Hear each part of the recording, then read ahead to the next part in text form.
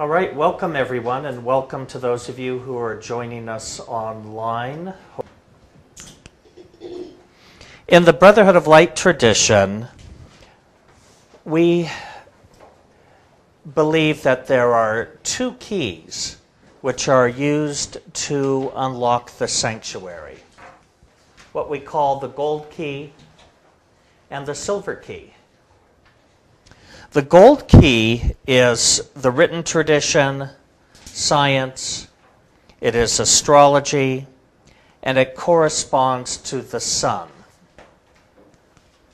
The silver key is the oral tradition, and that is either divination or the tarot, and this corresponds to the moon. So just as the moon is astrologically more passive, more receptive, reflects the light of the sun, the tarot cards we believe to be the pictured symbols of astrology. So one method to interpretation is through being able to understand the symbolic language of astrology, which gives us a lot of the vocabulary around the tarot. Now these two keys, gold and silver, we can still see today in the seal of the Vatican. There they are considered to be the keys of St. Peter. So in our tradition, the tarot is a pictorial synthesis of the universe.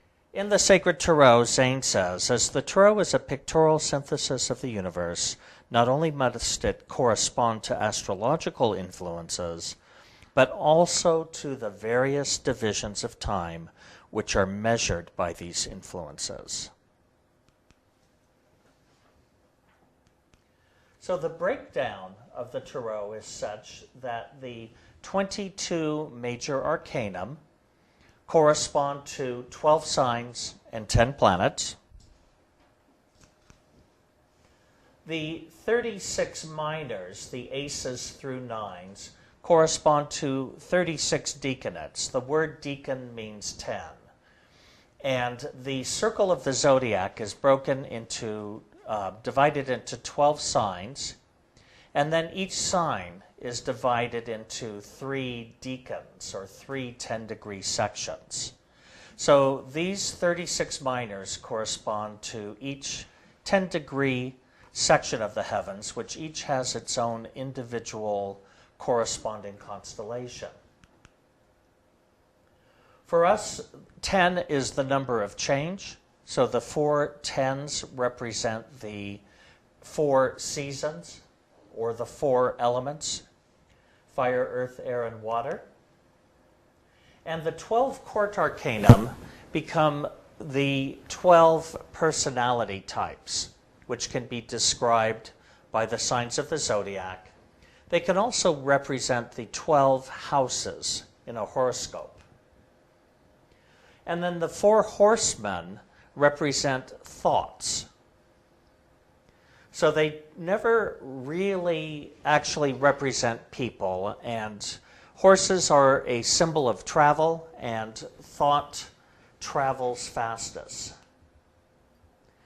So there are two basic ways in which or two basic camps which interpret the cards, and some of these camps actually overlap but have different assignations for each of the cards. This is a Hermetic key to the tarot. Here on the shank of the key, we have the 22 major arcanum. Down here, we have the court arcana, the horsemen, the kings, queens, youths. And around here, we have the minor arcanum, each of the 36 deacanates. And on the outside, the 4 seasons, represented by the 10s.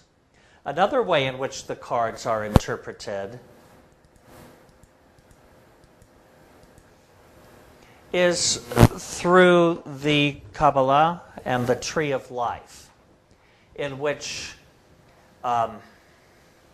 each of the pathways between the Sephiroth become associated with one of the cards in the Tarot. And this comes more from the Golden Dawn tradition. So you'll find those persons who study Tarot out of that tradition will use this as their synthesis of the universe. And then the Hermetic tradition, or the Brotherhood of Light tradition, I should say, uses the clave.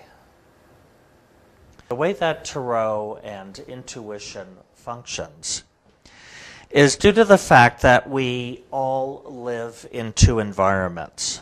The outer plane we're most familiar with, and this is the physical plane, which functions below the speed of light, 172 miles per second.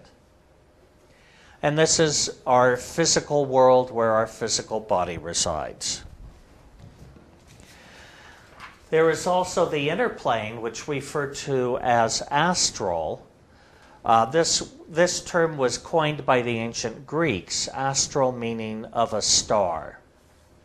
And this inner plane environment is very sensitive to the astrological energies. In this realm, what we call our soul or the unconscious mind resides. So these two realms have an influence over one another. What Zayn said in the laws of occultism is that man has a physical body and he has an astral body. The physical body, and through its nerve currents, which are electrical in nature, his mind or soul, which resides on the inner plane, the small emergent part being the objective mind, and the submerged part, the unconscious mind, are influenced by his outer plane environment. His astral body and his mind or soul are influenced by his inner plane environment, and the thought cells so affected in turn influence his physical body. Thus does man live in and is influenced by both an outer plane world and an inner plane world. So some things we need to know about the inner plane is the fact that it interpenetrates and has a molding effect over the physical. So here you can see the etheric boundary line moving at the speed of light, 186,172 miles per second. Above that, in the astral or inner plane, is where our soul resides.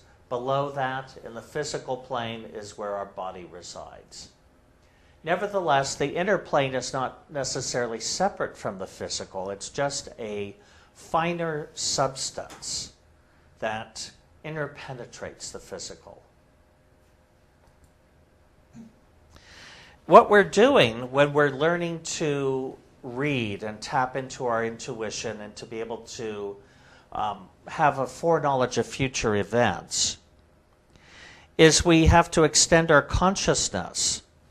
Where it normally resides on the physical plane is here in our cerebral matter.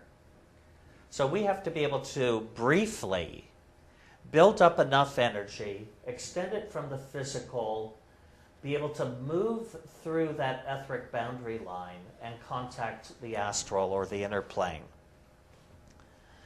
In order to do that, we have to be energized. And the way we get energized, the way we have adequate electrification, is through rhythmic breathing.